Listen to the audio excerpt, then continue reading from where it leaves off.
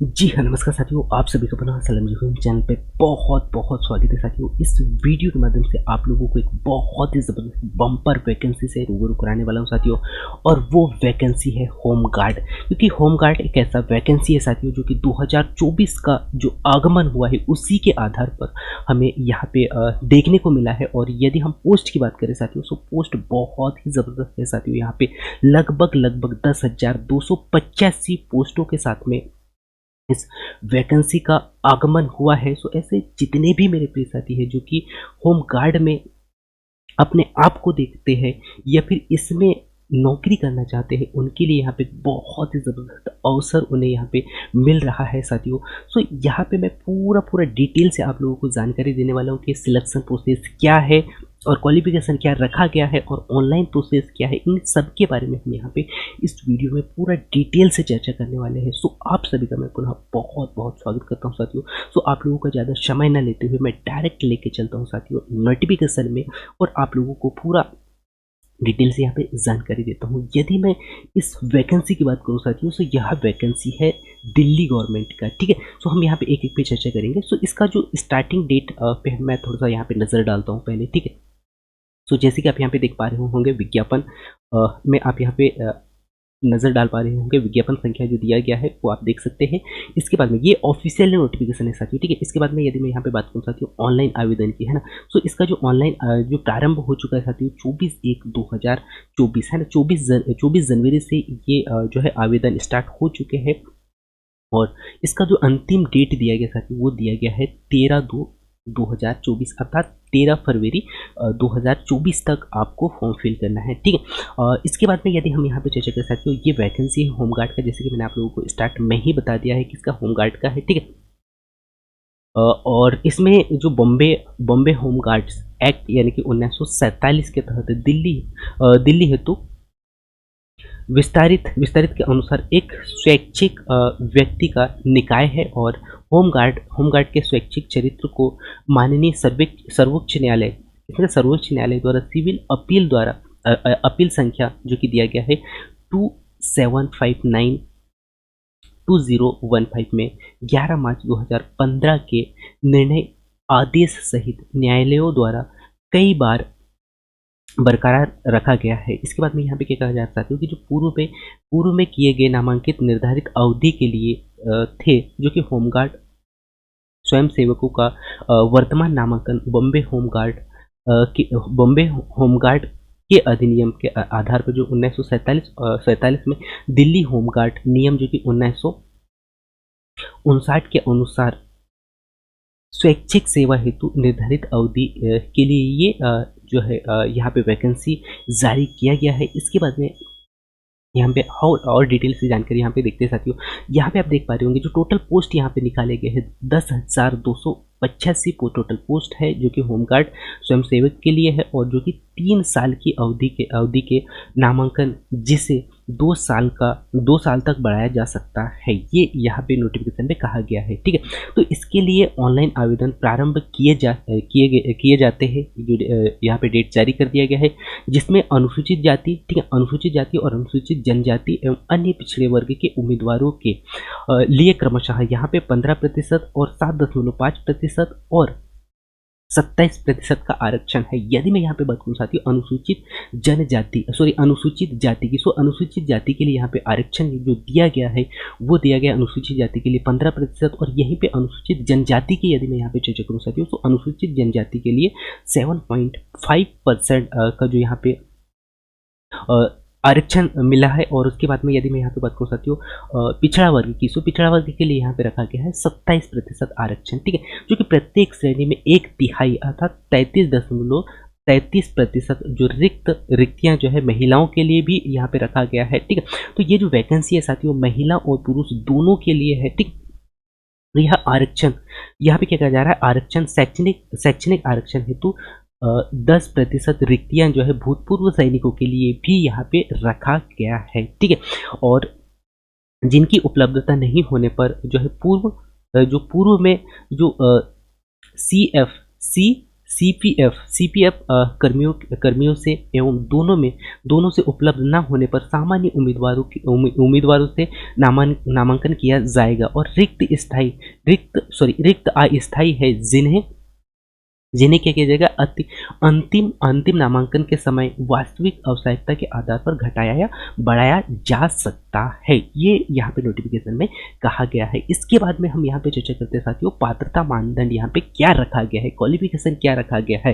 ठीक है, इन पे एक एक पॉइंट पे हम यहाँ पे नजर डालते हैं। ठीक है, तो आपके पास में क्या ऐसा होना चाहिए जिससे कि आप इस वैकेंसी के लिए फॉर्म भर सकते हैं। ठीक है, तो हम यहाँ पे नजर डालते साथियों, ये है पहला पॉइंट यहाँ पे रखा गया है, भारत का नागरिक और राष्ट्रीय राजधानी, जो कि राष्ट्रीय राजधानी क्षेत्र दिल्ली का निवासी होना चाहिए। पहला पॉइंट इन्होंने ये रखा है। दूसरा इन्होंने क्या कहा है कि दिल्ली के निवासियों का प्रमाण पत्र, दिल्ली के निवासियों का क्या होना चाहिए, प्रमाण पत्र, और उम्मीदवार के पास में निम्नलिखित में से कुछ महत्वपूर्ण दस्तावेज होना चाहिए। वो क्या क्या दस्तावेज होना चाहिए, तो यहाँ पे कहा गया है जो है मान्य पासपोर्ट होना चाहिए। उसके बाद में चुनाव आयोग द्वारा फोटो आई कार्ड यहाँ पे मांगा गया है। इसके बाद में नेक्स्ट अगला इन्होंने क्या कहा है कि वर्तमान में वैध राशन कार्ड जिस पर उनका नाम हो और फोटो हो। ठीक है, यदि राशन कार्ड में उम्मीदवार की तस्वीर के बिना है तो उसे आवेदक की तस्वीर वाले किसी अन्य पहचान पत्र के साथ में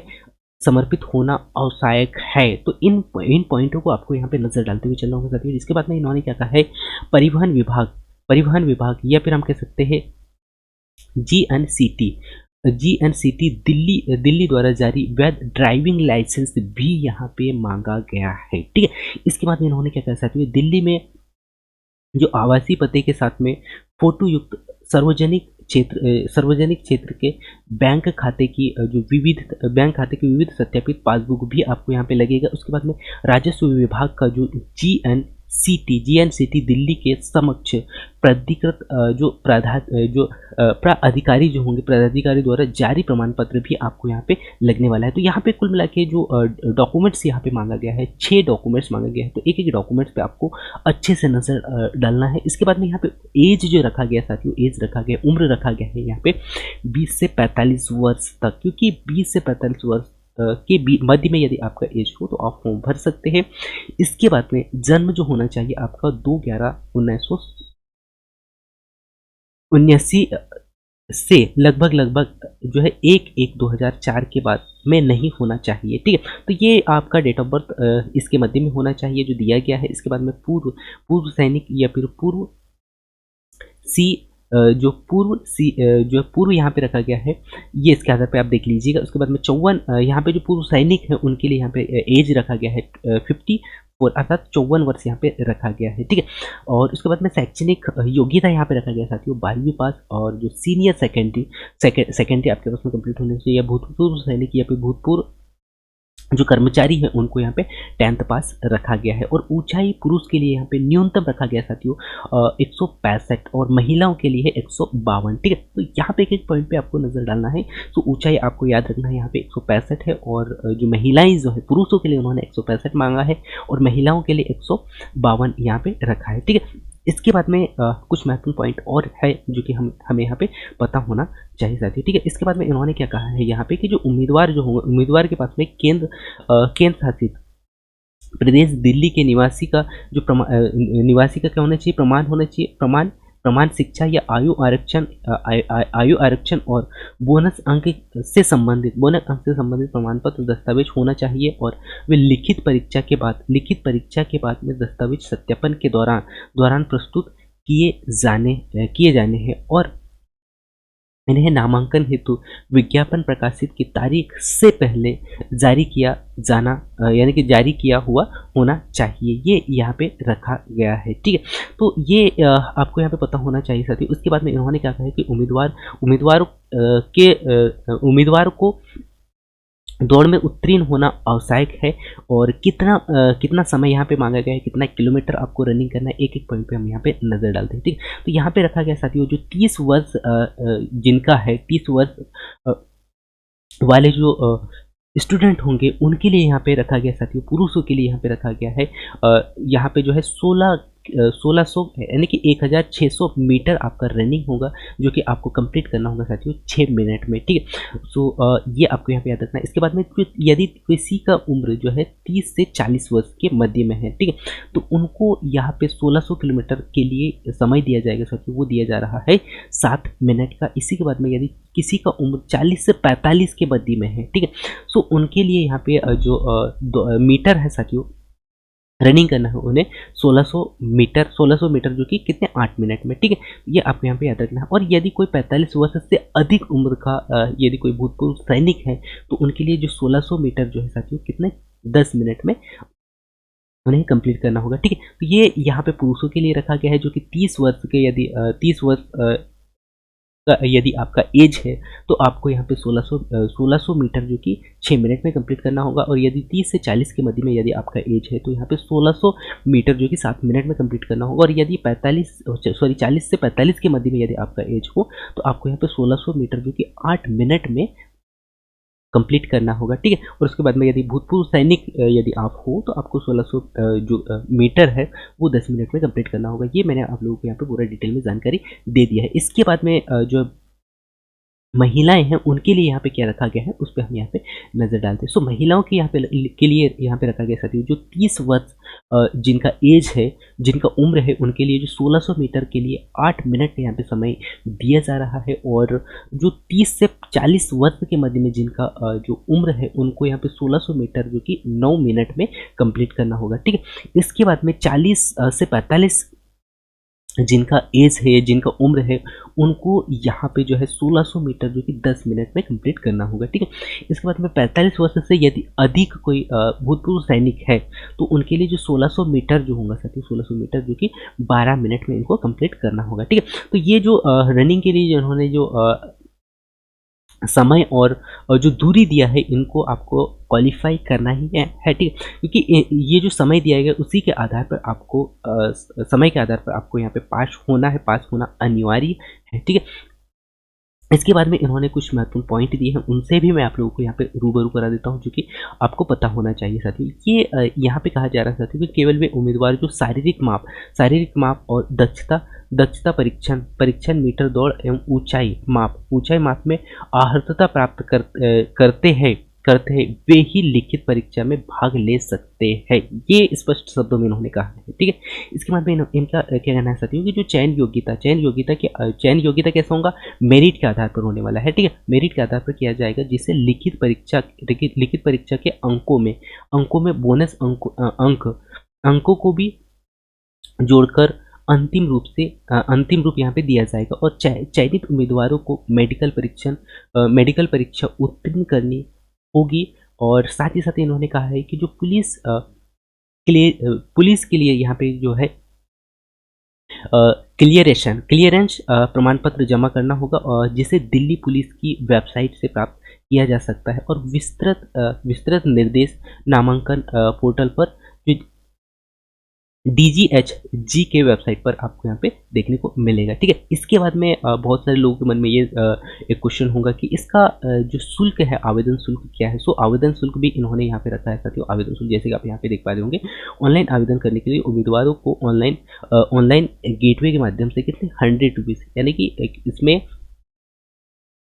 100 रुपये यहाँ पे जो है फीस यहाँ पे लिया जा रहा है, प्लस सुविधा शुल्क का जो भुगतान आपको करना होगा।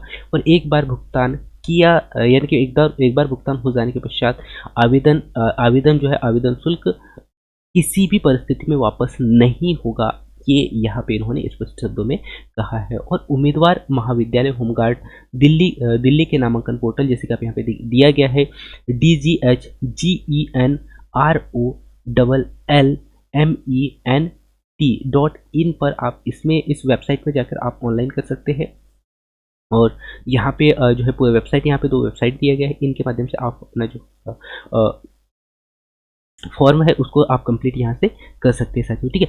सो ये पूरा डिटेल से मैंने आप लोगों को यहाँ पे जानकारी दे दिया है। सो स्टार्ट कब से है, इसके बाद में क्या सिलेक्शन प्रोसेस जो है इन्होंने नोटिफिकेशन में रखा है, उसी के आधार पर मैंने आप लोगों को यहाँ पे बता दिया है। सो इस नोटिफिकेशन को देखने के बाद में आपको यहाँ पे पता हो गया होगा साथियों, और आप भी समझ गए होंगे कि ये वैकेंसी है दिल्ली के लिए। और यहाँ पे इस वैकेंसी के आधार पर यदि हम यहाँ पे देखें साथियों, इस नोटिफिकेशन के आधार पर यदि हम यहाँ पे देखें तो इन्होंने जो कैंडिडेट मांगा है वो होना चाहिए साथियों दिल्ली के, क्योंकि इन्होंने स्पष्ट शब्दों में यहाँ पे कहा है कि जो निवासी होना चाहिए वो कहाँ के होना चाहिए, एक तो भारत का नागरिक होना चाहिए, और दूसरी बात इन्होंने कहा है कि राष्ट्रीय राजधानी क्षेत्र दिल्ली का निवासी होना चाहिए। इन्होंने कहीं भी ऐसा नहीं कहा है कि जो मध्य प्रदेश नहीं, पूरा इंडिया का कहीं भी कोई भी स्टेट का जो उम्मीदवार है वो भर सकता है, ऐसा यहाँ पे नहीं कहा है।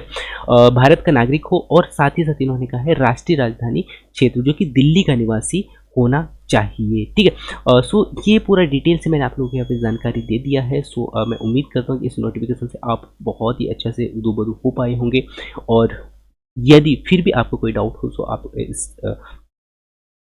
इस वीडियो में कमेंट्स करके पूछ सकते हैं, जो कि मैं आप लोगों का जो भी डाउट होगा उसे मैं क्लियर करने का प्रयास करूंगा। तो मैं उम्मीद करता हूं कि इससे आपको पूरा इन्फॉर्मेशन मिल गया होगा साथियों, और इसी के साथ में आप सभी का मैं पुनः पुनः बहुत बहुत स्वागत करता हूं, और मिलते हैं हम साथियों अगले वीडियो में, क्योंकि इस चैनल के माध्यम से मैं ऐसे ही नए नए नोटिफिकेशन आप लोगों तक पहुंचाने का मैं यहाँ पे पूरा प्रयास करता हूँ। सो यदि आप इस चैनल में नए हैं तो इस चैनल को सब्सक्राइब कर सकते हैं, नहीं तो वो आपके ऊपर में है। ठीक है, सो थैंक्स फॉर वॉचिंग साथियों, मिलते हैं अगली महत्वपूर्ण जानकारी के साथ में, नए नोटिफिकेशन के साथ में। तब तक जय हिंद, वंदे मातरम।